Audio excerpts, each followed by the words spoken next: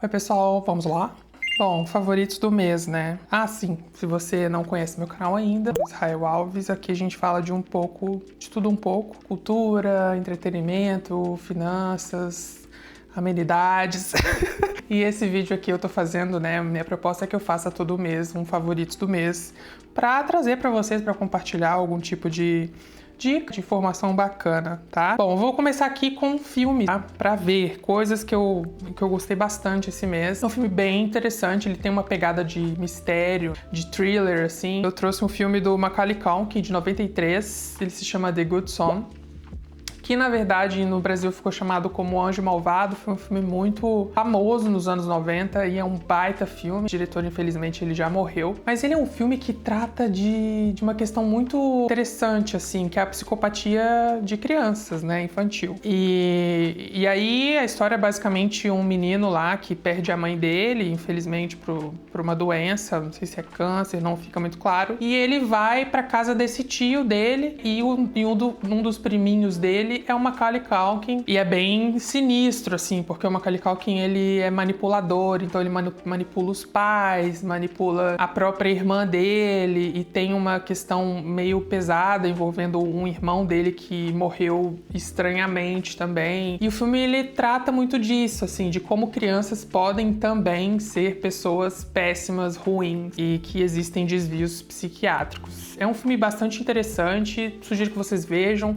Quando eu vi, ele tava no Disney Plus, não sei onde ele tá agora, mas super vale a pena. O segundo filme que eu gostei bastante de novembro foi O Agente Secreto, um lançamento do Kleber Mendonça. Eu, particularmente, não acho que é o melhor filme do Kleber, muito embora ele tenha uma qualidade de fato superior ali, de tudo que ele já fez. O último filme que eu tinha gostado muito dele era Bacurau. Esse filme, ele trata de uma questão envolvendo a ditadura militar, como o cinema brasileiro tem pegado muito nessa temática, que eu acho super importante, que trata de memória. É um filme que tem a maravilhosa da Tânia Mara, como a Dona Sebastiana, que eu quero um filme só dela.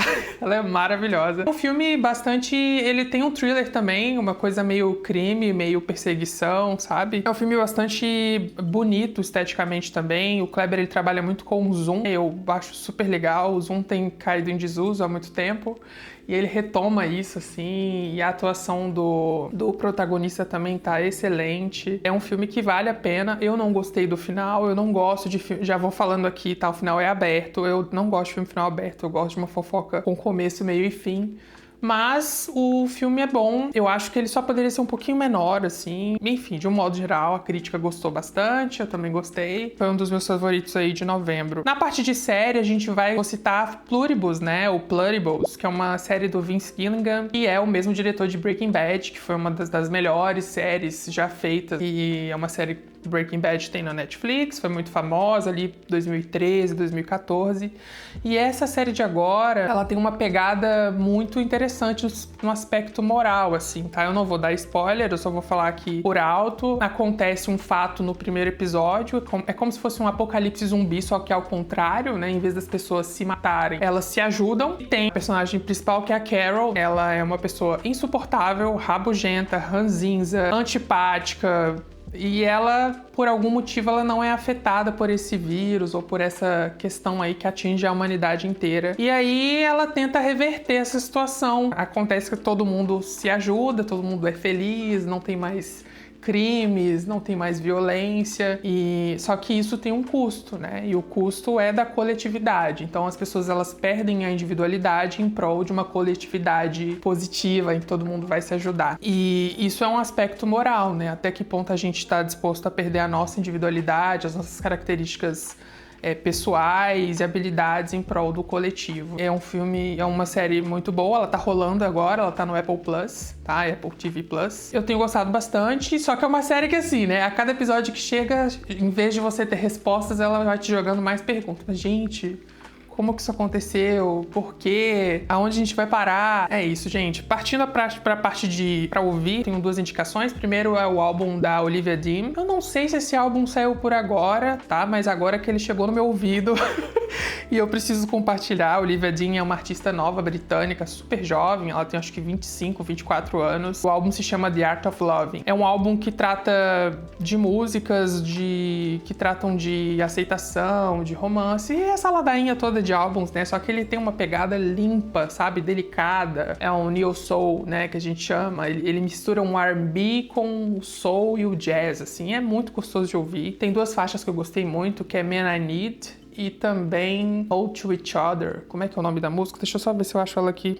Eu nem cheguei a anotar, mas enfim, é excelente. Ouçam o álbum da Olivia Dean, eu acho que ela tem tudo pra estourar aí, né? Geralmente essas artistas que trazem muito essa coisa mais clássica, elas vêm do Reino Unido, né? Então a gente tem Adele, né? A gente tem Amy Winehouse. Então é nessa pegada, assim, sabe? Claro que a Olivia Dean também tem muitas inspirações, como Lauryn Hill, né, Diana Ross e Aretha Franklin. Então você vai ouvir que ela tem muitas referências e são referências antigas. Bom, a segunda é um podcast que eu queria sugerir aqui, indicar para vocês, é o Avestruz Master, o nome do podcast. É um podcast produzido pela Rádio Novelo, o Estúdio Novelo, né? O Rádio Novelo é um dos produtos deles. Trata desse surto que foi investimentos em avestruz nos anos 2000, a gente não sabe. Mas existe um caso do Avestruz Master que, curiosamente, se assemelha muito ao Banco Master, né? Que é um caso do Avestruz Master é um caso de pirâmide financeira. O avestruz, ele era vendido como um produto que dava uma rentabilidade altíssima de 10% ao mês, né? Isso dá quase 250% ao ano, uma loucura, assim. E aí a premissa era de que os avestruzes, eles eram um bom investimento porque eles dava para vender ali a plumagem, dava para vender a pele, né? A carne dele era algo como uma iguaria. E as pessoas foram caindo nisso no Brasil. Agora você veja, não tinha coach, não tinha rede social, não tinha quase nada em 2005 nesse sentido.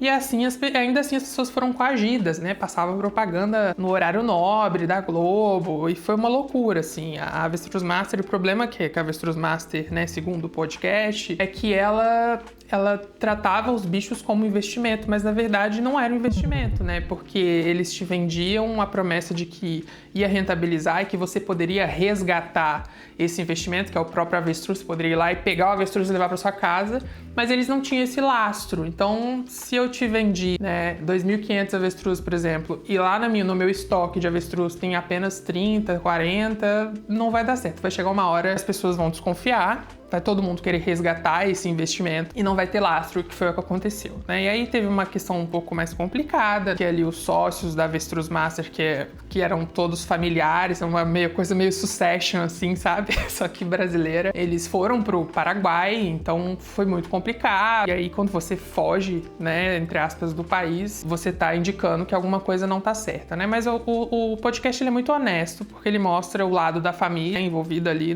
como conselho administrativo da empresa, mas também a parte de quem investiu e de quem perdeu dinheiro, né? Foram perdas milionárias, a multa no final acho que chegou a 100 milhões de reais, assim. Então, bastante interessante, é curtinho, 4, 5 episódios, tá disponível ali nos tocadores principais e você pode ouvir. Bom, pra ler, tá? O que eu li esse mês que me tocou bastante foi esse livro aqui da Eliane Brum, A Vida que Ninguém Vê. A Eliane Brum é uma jornalista aqui de Porto Alegre, eu tô em Porto Alegre, tá? Eu moro em Porto Alegre atualmente, tá um calor insuportável, inclusive. E ela era uma cronista do jornal aqui da cidade principal. E aí, parte dessas crônicas, né, que saíam ali no jornal, geralmente era uma coluna, eram falando de pessoas que não eram vistas, né, pela comunidade e pelas pessoas em geral, que tratavam de questões, a maioria de desigualdade, tá, e de racismo, pessoas que não eram vistas pela sociedade. Tem um conto aqui, um conto barra crônica, né, que na verdade isso aconteceu, que é bem forte, que assim me tocou bastante. Ele se chama Enterro de Pobre. Deixa eu só pegar ele aqui. Chama Enterro de Pobre. Eu vou ler só o primeiro parágrafo para vocês verem, assim, é bem pesado e o mais triste é que não mudou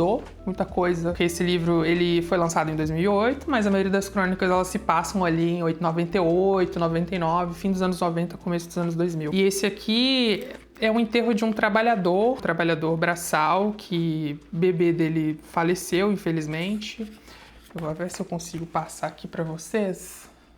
Ela meio que entrevista essas pessoas e ela escreve em cima disso. Não há nada mais triste do que enterro de pobre, porque o pobre começa a ser enterrado em vida. Quem diz é Antônio, um homem esculpido pelo bairro de uma humildade mais antiga do que ele. Um homem que tem até vergonha de falar, e quando fala, teme falar alto demais. e quando levanta os olhos, tem medo de ofender o rosto do patrão apenas pela ousadia de erguê-los. Quem diz é Antônio Antunes. Ele acabara de sepultar o caixão do filho, cujo rosto desconhece. O bebê de 960 gramas que morreu ainda no ventre da mãe. Antônio quis espiar a face do filho por um momento, mas a funcionária que foi buscar a criança na geladeira não o deixou. Antônio tinha comprado uma roupinha de R$7 no centro de Porto Alegre para que o filho não fosse sepultado nu como um rebento de bicho, mas não pôde vesti-lo. Restou a Antônio o caixãozinho branco que ninou nos braços até a cova número 2026 do Campo Santo do cemitério da Santa Casa. Quando a terra cobriu a cova rasa do filho, o pai soube que seu coração permaneceria insepulto, porque Antônio Antunes descobriu naquele momento que uma cova rasa em um caixão doado, semeado em um cemitério de lomba, seria o destino dele, dos filhos que sobreviveram e dos netos que ainda estão por vir, como foi a sina dos seus pais e dos seus avós antes dele. E foi ao alcançar o sopé do Campo Santo, depois de enterrar o filho sem nome, que Antônio pronunciou a sentença com a cabeça baixa e a chama dos olhos extinta pelas lágrimas. E por um rosário de sofrimentos que é muito capaz de ter começado ainda antes da descoberta do Brasil. Antônio Nunes disse: esse é o caminho do pobre. Então, assim, gente, muito complicado, tá? É um livro muito pesado, que te deixa meio sem esperanças, assim, saber que a gente tem os mesmos problemas com os mesmos tipos de pessoas, digamos assim, né? E muito pouco tem sido feito. Eliane Brum, maravilhosa. Depois desse livro, ela também tem vários outros livros com essa pegada jornalística / documental. E ela escreve muito bem. Bom, para deixar a coisa mais leve, eu queria encerrar trazendo o favorito do mês, que é o perfume da Cebolinha. Quem amou? Gente, que perfume gostosinho. Sério, eu comprei porque é um perfume que tava no hype aí, né, há algum tempo. E ele, de fato, é uma delícia. Pena que só são 25 ml. Ele é um perfume, obviamente, infanto-juvenil. Mas ele é muito leve, gostosinho. Ele é cítrico, tá? Tem algumas notas aqui de almíscar também, que traz uma sensação de conforto. Ele é aromático, então ele é um perfume fresco que você consegue ir para um treino, terminou de tomar um banho no verão, tá quente pra caramba, passa perfume do Cebolinha. Então, assim, ele te deixa com uma sensação gostosa. Obviamente, né, gente, R$25, tá? Você não vai esperar 8 horas de fixação disso aqui e um rastro de 5 km.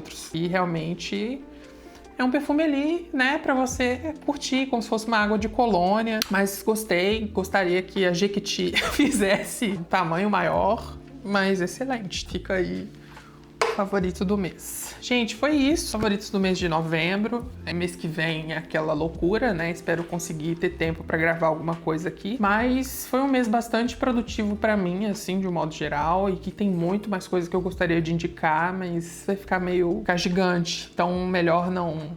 Hoje não, fica pra dezembro, tá? Dezembro a gente traz mais coisa, mais informação aí. Se você gostou desse vídeo, se inscreva e, enfim, curta, etc, etc, etc.